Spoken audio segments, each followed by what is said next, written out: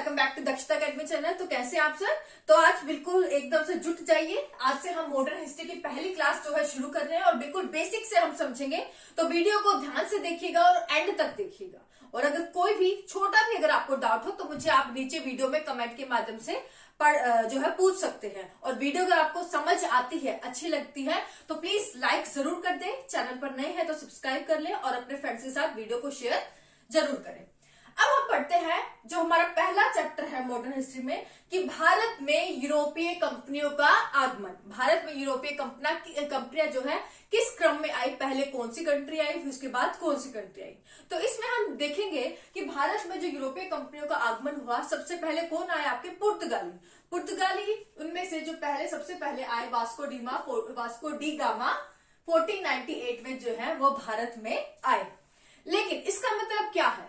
इसका मतलब ये नहीं है, बिल्कुल नहीं है कि 1498 ईस्वी से पहले कोई भारत में दूसरे देश से कोई व्यापार करने ही नहीं आया या फिर भारत से दूसरे देशों में व्यापारिक जो गतिविधियां हैं वो नहीं होती गई। ऐसा बिल्कुल नहीं है, क्योंकि हड़प्पा कालीन सभ्यता से ही, हड़प्पा काल से ही भारत का दूसरे देशों के साथ जो है व्यापारिक संबंध रहा है। वो बात अलग है कि 1498 ईस्वी के बाद जो भारत में यूरोपीय कंपनियों का आगमन हुआ, वो उसमें जो व्यापारिक संबंध बने दूसरे देशों के साथ, वो आपके जो कैसे बने, वो समुद्री मार्ग से बने। यानी कि समुद्री मार्ग से जो है ये यूरोपीय कंपनियां जो है भारत में आई और उन्होंने यहाँ से व्यापारिक संबंध बनाए। और जबकि पहले कैसे संबंध थे? पहले जो भारत में जो व्यापारिक संबंध थे दूसरे देशों के साथ, हड़प्पा कालीन सभ्यता के दौरान भी पहले जो भारत में जो व्यापार होता था, में आयात निर्यात होता था दूसरे देशों के साथ, वो किस मार्ग से होता था? पहले वो आपका जो लैंड एरिया है, स्थल मार्ग से आपका जो है व्यापारिक रिश्ते हमारे दूसरे देशों के साथ थे। तो ऐसा क्या हुआ? तो 1498 ईस्वी में ऐसा क्यों हुआ कि अब पहले की तरह क्यों ना हमें लैंडमार्क से तो आसान है आना जाना, तो पहले की तरह ही अब भी जो है स्थल मार्ग से व्यापार क्यों नहीं होता था? और अब जो है यूरोपीय कंपनियों को समुद्र मार्ग खोजकर भारत में व्यापार करने के लिए क्यों आना पड़ा? तो इसके पीछे एक हिस्टोरिकल रीजन है, अभी हम देखते हैं उसका रीजन क्या है। कि 1453 में, कब? 1453 ईस्वी में आपका जो है एक युद्ध हुआ, आपका एक वॉर हुई। क्या नाम है? कस्तुनतुनिया का युद्ध। छोटा सा फैक्ट है, ध्यान से सुनिएगा। इसी फैक्ट के पीछे सारी आपकी मॉडर्न हिस्ट्री जो है आप देखेंगे, कई बार इस युद्ध का नाम आएगा तो याद रखिएगा। कई बार क्वेश्चन भी आता है कस्तुनतुनिया का युद्ध तो किससे रिलेटेड था, तो याद रखिए कस्तुनतुनिया का युद्ध। ये आपकी पूरी जो है हिस्ट्री जो है चेंज कर देता है। कस्तुनतुनिया का युद्ध। कस्तुनतुनिया एक जगह का नाम है जो कि कहाँ है आपका? तुर्की में। कहाँ है आपका? तुर्की में। तो ये मान लीजिए आपकी कंट्री है, आपकी जो है यूरोप है, और यूरोप में, और ये है आपका भारत। तो ये सब मिटा देती हूँ।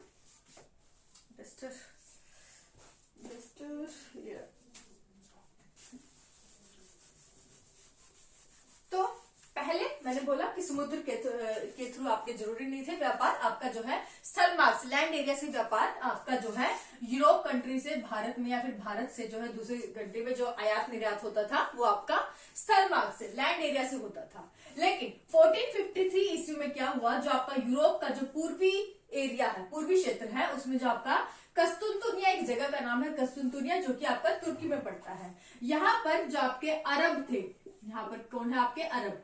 तो अरबों का आक्रमण जो है आपका कस्तुनतुनिया पर हो गया, जिसके बाद जो है तो कस्तुनतुनिया पर इन्होंने जो है विजय पा ली अरबों ने। और उसके बाद क्या हुआ कि जो यहाँ का जो व्यापारिक मार्ग था, जो कि अरब से होकर जाता था, अरब कंट्रियों से होकर जाता था, अब व्यापारिक मार्ग जो है अरबों के द्वारा जो है अब रोक दिया गया। ये जो मार्ग था, स्थल मार्ग जो है वो अब अवरुद्ध कर दिया गया। और इस तरह से जो स्थल मार्ग क्योंकि अवरुद्ध हो गया, तो अब यूरोपीय देशों का जो है भारत से जो व्यापार करना जो है मुश्किल हो गया। और क्योंकि भारत की जो सांस्कृतिक विरासत थी वो काफी विकसित थी, यहाँ पर जो है इकोनॉमिक हमारी स्ट्रेंथ थी, जो हमारी आर्थिक समृद्धि थी, तो यूरोपीय देश जो है भारत की ओर देख रहे थे व्यापार करने के लिए। लेकिन अब उनके लिए व्यापार करना जो है पॉसिबल नहीं था, क्योंकि यहाँ पर जो है आपका क्या हुआ?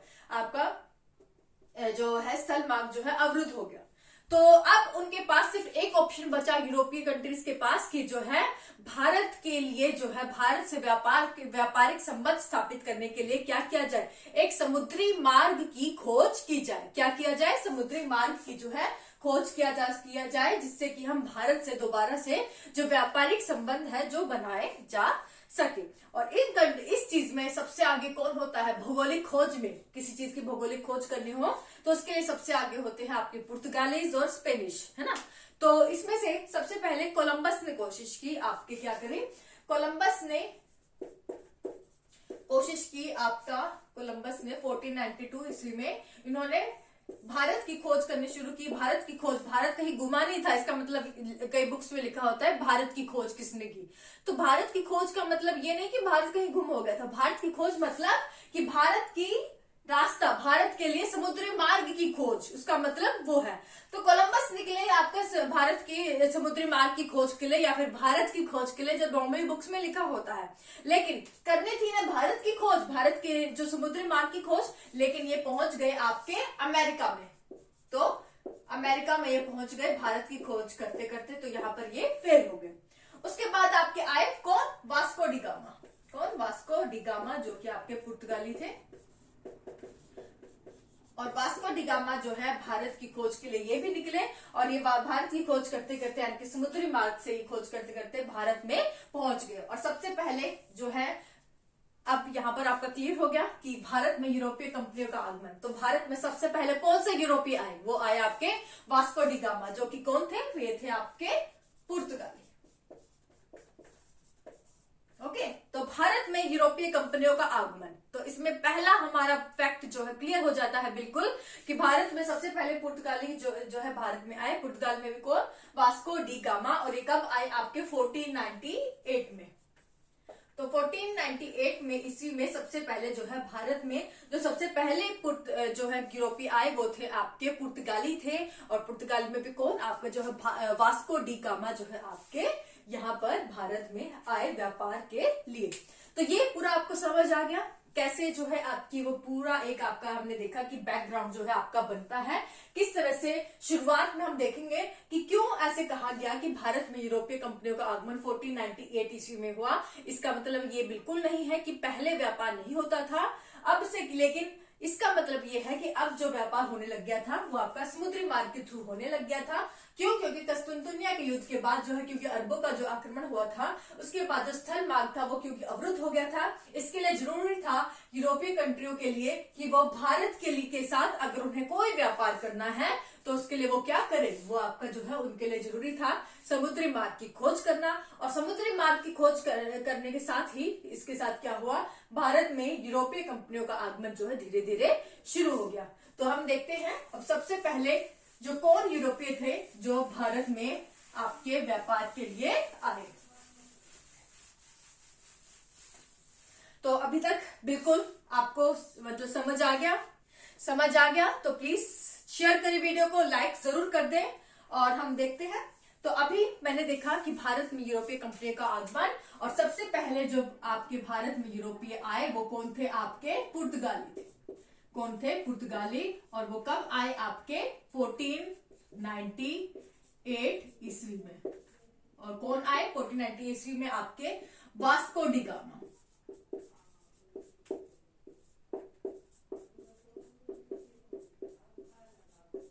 वास्को डी गामा जो है आपके यहाँ पर आए 1498 ईस्वी में भारत आए व्यापारिक अपने जो है समुद्री मार्ग खोज करते हुए जो है इन्होंने साथ ही एक समुद्री मार्ग भी खोज कर लिया जो कि यूरोप से आपको समुद्र से आप यूरोप के थ्रू, क्या बोल रही हूं मैं, समुद्र के होते हुए, यानी कि पहले स्थल मार्ग हमें पता था कि यूरोप से हम कैसे भारत की ओर जा सकते हैं, लेकिन वास्को डी गामा ने क्या किया, आपके अब किस तरह से हम भारत पहुंच सकते हैं, किस समुद्री मार्ग से पहुंच सकते हैं, उस मार्ग की खोज भी वास्को डी गामा जो है उन्होंने कर ली थी 1498 ईस्वी में समुद्री मार्ग से चलते हुए भारत में पहुंचकर। और वास्को डी गामा जो है आपके कैसे भारत आए, यानी कि कौन समुद्री मार्ग से होते हुए सबसे पहले कहां पहुंचे भारत में, तो ये है आपका भारत में जो है कालीकट का तट। कहां, कौन सा तट आपका, कालीकट।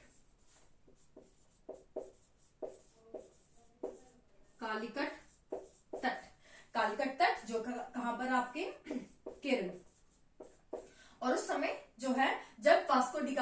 कि आपके भारत में जो केरल के तट जो है कालिकट तट पर आए, सबसे पहले ये आए थे। तो यहाँ के जो शासक थे, केरल के शासक थे, जिनकी उपाधि क्या थी, उनका टाइटल क्या था, जमोरिन। केरल के शासक को उपाधि की जाती थी, क्या दी जाती थी, जमोरिन। तो यहाँ के जो शासक थे जिन्हें जमोरिन कहा जाता था, तो इन्होंने बहुत जोर शोर से जो है इनका स्वागत किया। किनका, वास्को डी गामा का जो है स्वागत किया, क्योंकि खुश हुए वो कि चलो अच्छा है, अब क्योंकि इन्होंने जो है एक समुद्री मार्ग की खोज कर ली, तो इससे हमारा भी जो है फायदा होगा कि हमारे यहाँ पर जो है लोग व्यापारिक संबंध बनाएंगे, यानी कि व्यापार करने के लिए हमारे यहाँ पर आएंगे। लेकिन इसका मतलब यही नहीं है कि दूसरे कंट्रीज के साथ यहाँ पर अभी व्यापार नहीं होता था। अरबों अरब पहले यहाँ पर व्यापार पहले से यहाँ पर कर रहे थे, लेकिन अब यूरोपीय कंट्रीज भी हमारे यहाँ व्यापार करने आया करेगी। तो जमोरिन जो है काफी खुश हुए और उन्होंने जोर शोर से जो है आपका वास्को डी गामा का स्वागत किया। और 1400 ये 2 बार जो है भारत आए, जो क्यों और 2 बार क्यों आए, क्योंकि कहा जाता है कि जब ये इनका जो आने जाने का खर्चा हुआ, वास्को डी गामा जब 1498 ईस्वी में भारत आए, तो जितना उनका आने का खर्चा हुआ और जितना वापस जाने का खर्चा हुआ, अगर वो सब काट भी दे तो उसका जो है 60% उन्हें मुनाफा हुआ, यानी कि 60% उन्हें भारत में व्यापार करने से जो है मुनाफा हुआ। तो ये देखते हुए वास्को डी गामा दोबारा से, यानी कि 1502 ईस्वी में जो है दोबारा भारत में आए व्यापार करने के लिए। और भारत में मेनली इन्होंने जो व्यापार करने के लिए आए, क्वेश्चन आता है तो कौन सी चीज का व्यापार करने के लिए आए, मसालों का व्यापार करने के लिए भारत में आए। मसालों का व्यापार करने के लिए जो है पुर्तगाली मेनली आपके भारत में आए। और इसके लिए जो है हम देखते हैं कि पुर्तगालियों ने जो अपना व्यापारिक कोठी स्थापित की है ना। तो यहाँ पर पुर्तगालियों ने अपनी पुर्तगाली जो ईस्ट इंडिया कंपनी स्थापित कर ली थी, और इसके साथ ही अपने जो है व्यापारिक कोठी स्थापित करने के लिए, अपना जो है व्यापार को प्रभुत्व स्थापित करने के लिए, अच्छे से व्यापार करने के लिए क्या करते थे, जो ये यूरोपीय थे अपने व्यापारिक कोठियां स्थापित करते थे। और इन्होंने वहां पर अपना व्यापार अच्छे से पूरा स्थापित करने के लिए पुर्तगालीज ने जो अपनी व्यापारिक कोठी स्थापित की, वो कब स्थापित की, 1503 ईस्वी में। और ये जो पहली इनकी व्यापारिक कोठी थी, इन्होंने कहा स्थापित की, कोचीन में। याद रखिएगा, कई बार क्वेश्चन आता है। कोचीन में 1503 ईस्वी में पुर्तगालीज ने अपनी व्यापारिक कोठी जो है आपकी स्थापित की। और ये इन्होंने मेनली जो व्यापार किया वो किसका किया, मसालों का व्यापार जो है आपका पुर्तगालियों ने किया। तो ये आपको जो है याद रखना है पुर्तगालियों के बारे में। उसके बाद आपको याद रखना है कि जो पहले पुर्तगाली वायसराय जो भारत में आए, क्योंकि भारत से इनको लग रहा था कि बहुत अच्छा जो व्यापार जो हमारे यहाँ चल सकता है, व्यापार से इन्हें प्रॉफिट भी हो रहा है। तो पहले पुर्तगाली वायसराय, फर्स्ट पुर्तगाली वायसराय जो भारत में आए, उनका क्या नाम था, फ्रांसिस डी अल्मेडा।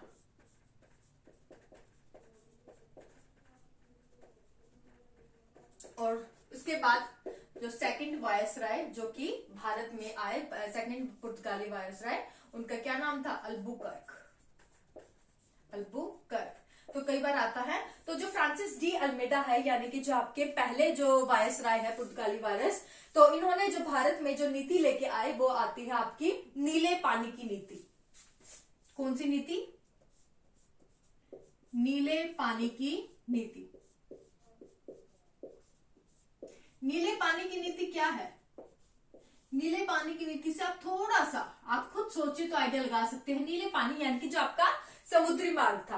तो पहले जो पुर्तगाली वायरस जो कि भारत में आए, फ्रांसिस डी अल्मेडा, इन्होंने कहा कि अगर हमें भारत में अपना इसी तरह से जो व्यापार है वो कंटिन्यू बनाए रखना है, तो इसके लिए हमें सबसे पहले क्या करना होगा, हमें जो आपका जो हिंद महासागर जो आपका क्षेत्र है, जहां से हम जो है आप जिस समुद्री मार्ग से हम यहाँ भारत में एंटर हुए हैं, इस समुद्री मार्ग में इस ये जो आपका हिंद महासागर क्षेत्र है, यहाँ पर जो है हमें अपने जो है प्रभुत्व स्थापित करना होगा। यहाँ पर हमने जो अपनी जो स्थिति है वो हमें अपनी मजबूत करनी होगी। तो ये था आपका नीले पानी की नीति। उसके बाद दूसरे जो वायसराय आए, अल्बुकर्क, इन्हें जो है भारत में जो आपकी कह सकते हैं वास्तविक पुर्तगाली जो शक्ति है, जो भारत में जिसने अपना प्रभुत्व स्थापित किया, वो दूसरे पुर्तगाली वायसराय जो भारत में आए वो अल्बुकर्क को ही कहा जाता है। इन्हें वास्तविक जो है वायसराय कहा जाता है, वास्तविक पुर्तगाली शासक कहा जाता है, जिन्होंने अपना प्रभुत्व भारत में स्थापित किया। क्यों? क्योंकि इनकी क्या नीति थी, इन्होंने कहा कि अगर हमें भारत में अपना प्रभुत्व स्थापित करना है, क्योंकि हमें यहाँ पे व्यापारिक लाभ हो रहा है, तो इसके लिए हमें क्या करना होगा, हमें यहाँ पर जो है क्या करना होगा, अपनी जो आबादी है यहाँ पर बढ़ानी होगी। हमने अपना प्रभुत्व अगर स्थापित करना है, अपनी आबादी बढ़ानी होगी, यानी कि हमें क्या करना होगा कि जो पुर्तगाली जो नौजवान हैं उन्हें क्या करना होगा कि यहाँ की जो लोकल महिला है, स्थानीय महिलाएं हैं, उनके साथ विवाह करना होगा। तो वैवाहिक रिश्ते जो है हम स्थापित कर सके, जिसके साथ हमारा लोकल टच बनेगा और यहाँ से जो है हम अपनी जो है जनसंख्या धीरे धीरे बढ़ा सकेंगे। तो इसलिए इस तरह से हम जो है अपना पुर्तगाली जो है अपने पैर यहाँ पर भारत में अच्छे से जो है जमा सकेंगे। तो ये किसने नीति दी? ये अल्बुकर्क ने दी कि हम जो पुर्तगाली जो लोग हैं, इन्होंने प्रोत्साहित किया कि आप ज्यादा से ज्यादा, उन्होंने प्रोत्साहित किया कि आप जो है भारत की जो स्थानीय महिलाएं हैं आप उनके साथ जो है वैवाहिक रिश्ते बनाएं, यहाँ के लोकल लोगों के साथ रिश्ते बनाएं, जिससे कि आपकी यहाँ पर जो है आबादी बढ़ सके।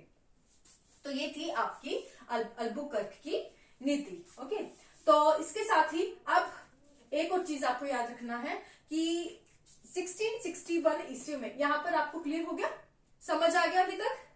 आगे हम बढ़ते हैं। 1661 ईस्वी में एक चीज आपको याद रखनी है 1661 में, कि एक जो पुर्तगाली राजकुमारी थी जिनका नाम था क्या था, कैथरीन। कैथरीन का जो विवाह है आपका 1661 ईस्वी में जो है आपका ब्रिटिश राजकुमार के साथ हो जाता है, ब्रिटिश के साथ होता है। और पुर्तगाली क्या करते हैं कि कैथरीन का विवाह जब ब्रिटिश जो है शासक से होता है, ब्रिटिश युवक से होता है, तो जो है पुर्तगाली क्या करते हैं कि उनको उपहार स्वरूप इनको उपहार यानी कि एक गिफ्ट के रूप में क्या करेंगे कि पुर्तगाली ब्रिटिश को बॉम्बे उपहार में दे देते हैं, गिफ्ट के रूप में जो है जो कैथरीन जो कि आपकी पुर्तगाली राजकुमारी थी, क्योंकि इनका विवाह जो है आपका ब्रिटिश नागरिक से होता है जो कि भारत में ब्रिटिश आ चुके थे। तो इसके कारण क्या होता है कि जो पुर्तगाली क्या करेंगे कि हमें चलो कुछ गिफ्ट देना है, तो गिफ्ट के रूप में जो बॉम्बे है वो आपको ब्रिटिश नागरिक को, जो कि कैथरीन के हस्बैंड थे जिनसे उनकी शादी हुई थी, तो उनको बॉम्बे को गिफ्ट स्वरूप जो है वो आपके दे देते हैं। तो एक बार क्वेश्चन आया था, ये पीसीएस का क्वेश्चन है कि ब्रिटिश को जो है बॉम्बे किससे प्राप्त हुआ? ऑप्शन थे आपके, क्या थे ऑप्शन? थे आपके ब्रिटिश से, आप खुद सोचिए, ये ऑप्शन थे कि क्वेश्चन था ब्रिटिश को बॉम्बे किससे प्राप्त हुआ। ऑप्शन थे आपके पास पुर्तगाली से, लग रहा है बहुत आसान क्वेश्चन है लेकिन देखते हैं कितने लोग ठीक कर पाते हैं। पुर्तगाली से, भारत से, और दूसरा है ब्रिटिश से।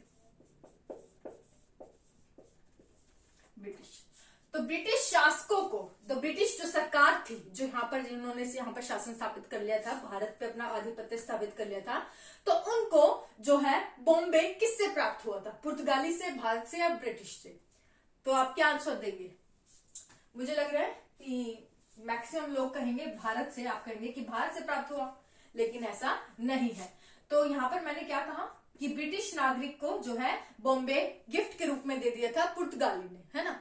तो यहाँ पर आगे चलकर इसी ब्रिटिश नागरिक ने ब्रिटिश सरकार को जो है, जो बॉम्बे इनको गिफ्ट में मिला था, इस बॉम्बे को जो है, इस जगह को जो है वो आगे किसको सौंप दिया? आपके ब्रिटिश शासक को सौंप दिया। तो ब्रिटिश शासक को, मैंने क्वेश्चन पूछा था कि ब्रिटिश शासक को बॉम्बे किससे प्राप्त हुआ, तो ब्रिटिश शासक को जो बॉम्बे प्राप्त हुआ वो आपके ब्रिटिश से ही प्राप्त हुआ। इस ब्रिटिश नागरिक को जो बॉम्बे गिफ्ट के रूप में मिला था पुर्तगालियों से, उन्होंने, इस ब्रिटिश नागरिक ने उस बॉम्बे को क्या है आगे किसको दे दिया? ब्रिटिश शासकों को दे दिया। तो ब्रिटिश शासक को किससे मिला है बॉम्बे? आपका ब्रिटिश से ही मिलेगा। तो फिर ये आप यहाँ पर टिक करेंगे ब्रिटिश। तो काफी लोगों का क्वेश्चन गलत हुआ था और ये क्वेश्चन आपका यूपीएससी में आ चुका है। ओके, तो ये छोटी छोटी चीजें हैं जो हम एग्जाम में जो है गलत कर देते हैं, तो ये आपको बहुत ध्यान से क्वेश्चन को पढ़ना होता है, उसके बाद आपका क्वेश्चन गलत नहीं होगा। आगे बढ़े, चलिए। तो अभी तक ये हमने देख लिया। अब हम देखते हैं कि भारत में पुर्तगालियों का क्या योगदान रहा। क्या योगदान रहा कि सबसे पहले 1556 में प्रिंटिंग प्रेस, तो सबसे बड़ा योगदान था कि भारत में जो प्रिंटिंग प्रेस की जो स्थापना हुई वो पुर्तगालियों के द्वारा की गई। कब की गई? 1556 में भारत में पुर्तगालियों के द्वारा जो है प्रिंटिंग प्रेस की स्थापना की गई, जो सबसे बड़ा इनका योगदान भारत में है। उसके अलावा इन्होंने व्यापारिक कोठी के रूप में जो है गोथिक स्थापत्य, एक कला है, गोथिक स्थापत्य की खोज की। गोथिक स्थापत्य क्या होता है कि इनके द्वारा जो व्यापारिक कोठियां जो तैयार की गई, उनकी जो इस तरह से वो कोठियां जो है बनाई गई है ना, तो इस तरह की जो है ये जो कला है इसको हम बोलते हैं गोथिक स्थापत्य। तो ये जो भारत में जो देन थी वो किसकी थी? आपके यूरोपीय, ये जो आपके पुर्तगालीज की इनकी देन थी। तो ये इनका पुर्तगालियों का भारत में योगदान है। अब जो है हम देखते हैं कि ठीक है, अब यहाँ पर पुर्तगालियों का पतन कैसे हुआ, है ना। पुर्तगालियों का पतन कैसे हुआ कि इनके बाद में इनका जो दबदबा था भारत में जो है आपका कम हो गया था, वो ऐसा क्यों हुआ, है ना। लेकिन वो बात अलग है कि जो पुर्तगाली सबसे पहले यूरोपियों में सबसे पहले थे जो भारत में आए, लेकिन सबसे पहले आए लेकिन सबसे अंत में गए। तो पुर्तगालियों के बाद कौन आए? पुर्तगाली के बाद आपके आए डच, फिर अंग्रेज, फिर डेनिस और फिर आपके लास्ट में आए फ्रांसीसी। लेकिन पुर्तगाली क्या है, सबसे पहले आए लेकिन ये गए सबसे लास्ट में। ये चीज आपको याद रखनी है। अब हम देखते हैं कि क्या कारण हो गया कि इनका जो दबदबा था, ये चाहे अंत में गए लेकिन जो भारत में जो इनका दबदबा था वो ज्यादा देर तक नहीं रहा, मतलब क्षीण से हो गए थे, कमजोर पड़ गए थे। तो इनका पतन का काम क्या था? सबसे इनके बड़ा इनके पतन का काम क्या था कि जो हिंद महासागर में जो आपके जो नौसैनिक जहाज जो आते थे दूसरे देशों के साथ, यानी कि जो अरबों के भी जो नौसैनिक जहाज थे यहाँ पर हिंद महासागर में, जो नौसैनिक जहाजों की इन्होंने जो है लूटपाट शुरू कर दी थी। तो क्या किया था पुर्तगालियों ने, जो है नौसैनिक जो जहाज आते थे इनकी लूटपाट जो है शुरू कर दी थी, जिसके कारण जो है इनकी दूसरे देशों के साथ काफी लड़ाई होती थी, अरबों के साथ काफी इनके जो है भेदभाव जो है रहते थे। इसके अलावा इनको जो है टक्कर यहाँ पर, क्योंकि पहले ही अरबों का जो व्यापार था यहाँ पर होता था, तो अरबों के साथ भी इनके जो है अच्छे संबंध नहीं थे। इसके अलावा जो आप कह सकते हैं कि सबसे बड़ा जो आप कह सकते हैं कि रीजन है कि इन्होंने ईसाईकरण की नीति अपनाई। ये आपकी क्योंकि क्रिश्चियन थे, ईसाई थे, तो इन्होंने लोकल एरिया में जो है अपने ईसाईकरण के लोगों को ईसाई धर्म को अपनाने के लिए प्रेशराइज किया। तो ये एक बड़ा कारण था कि स्थानीय लोगों से इन्हें जो है कॉन्फ्लिक्ट इनके काफी बढ़ गए थे। स्थानीय लोगों ने जो है इनका काफी जो है विरोध किया, क्योंकि ये जो है ईसाईकरण की नीति जो है अपना रहे थे। और इसका एक बड़ा एक और कारण है, क्वेश्चन आता है,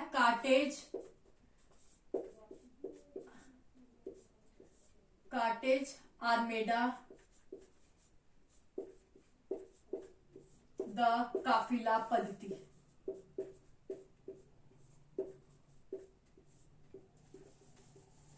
कार्टेज आर्मेडा द काफिला पद्धति। इसमें क्या है, कार्टेज का मतलब होता है परमिट, आर्मेडा का मतलब होता है आपके नौसैनिक जहाज। कि पुर्तगालियों ने क्या कहा इन्होंने क्या कहा कि यहाँ पर अपना आधिपत्य स्थापित कर लिया था कालीकट बंदरगाह पर, और इन्होंने कहा कि यहाँ पर अगर किसी भी देश को अगर जो है आप जो है यहाँ पर नौसेना जहाज से आ रहे हैं और यहाँ पर आप जो समुद्री मार्ग से व्यापार कर रहे हो इस तट पर, तो इन्होंने क्या कहा कि जो आपके आर्मेडा यानी जो नौसैनिक जहाज थे इनको क्या करना होगा, कार्टेज लेना होगा। कार्टेज का मतलब परमिट, इनको किससे है, आपका परमिट लेना होगा। किससे? पुर्तगालियों से जो है आपका परमिट लेना होगा। और क्योंकि इन्होंने ये पद्धति अपना दी थी तो काफी इनके जो स्थानीय लोग हैं, इसके अलावा जो वहां पे स्थानीय लोग थे या फिर जो अरब थे, मेनली जो अरब थे, उनके साथ जो इनके जो रिश्ते हैं वो काफी खराब हो गए थे। और जिसके बाद जो है इनके बीच में जो काफी मनमुटाव हुआ और यहाँ पर जो है इनके बीच में आपस में काफी जो है लड़ाइयां भी हुई, जिसके चलते जो है पुर्तगालियों का यहाँ पर जो दबदबा था इतना ज्यादा नहीं रहा और इनका जो है धीरे धीरे जो है यहाँ पर पतन हो गया। तो ये मेन रीजन थे कि क्यों इनका जो है ज्यादा देर तक दबदबा नहीं रहा, इनका जो है जो पतन जो है जल्दी ही हो गया। मतलब चाहे ये अंत में गए लेकिन इनका वो जो पहले दबदबा था वो नहीं रहा। इसके मेन कारण क्या थे कि इन्होंने ईसाईकरण की नीति अपनाई, लोगों को ईसाई धर्म में बदलने की कोशिश की। दूसरा, इन्होंने जो है अपने वहां पर समुद्री मार्ग में इन्होंने लूटपाट करनी शुरू कर ली थी, जिससे कि स्थानीय लोगों और अरबों के साथ इनके जो है संबंध अच्छे नहीं थे। और इन्होंने कार्टेज आर्मेडा द काफिला नाम की जो पद्धति शुरू कर दी थी, जिसके कारण उन्होंने कहा कि स्थानीय लोगों और दूसरे लोगों को जो नौसैनिक जहाज थे उनको पहले परमिट लेना होगा इनसे, तभी आप यहाँ से व्यापार कर सकते हैं। तो ये कुछ कारण थे जिसके बाद जो है जो पुर्तगाली से इनके साथ लोगों के साथ जो है काफी तलख रिश्ते बन चुके थे, जिसके बाद इनका जो है पतन जो है मेनली आपका हुआ। तो ये था पूरा कि पहले सबसे पहले कौन से जो पुर्तगाली आए हैं भारत में यूरोपीय कंपनियों के आगमन में सबसे पहले कौन आए, आपके पुर्तगाली आए 1498 ईस्वी में। 1503 ईस्वी में इन्होंने अपनी जो है व्यापारिक कोठी स्थापित की कोचीन में, जो है आपकी कोचीन में स्थापित की। सबसे पहले आया आपके वास्को डी गामा, समुद्री मार्ग से आए आपके भारत में आए। यहाँ पर व्यापार इन्होंने मेनली किसका किया, मसालों का व्यापार जो है भारत में इन्होंने किया।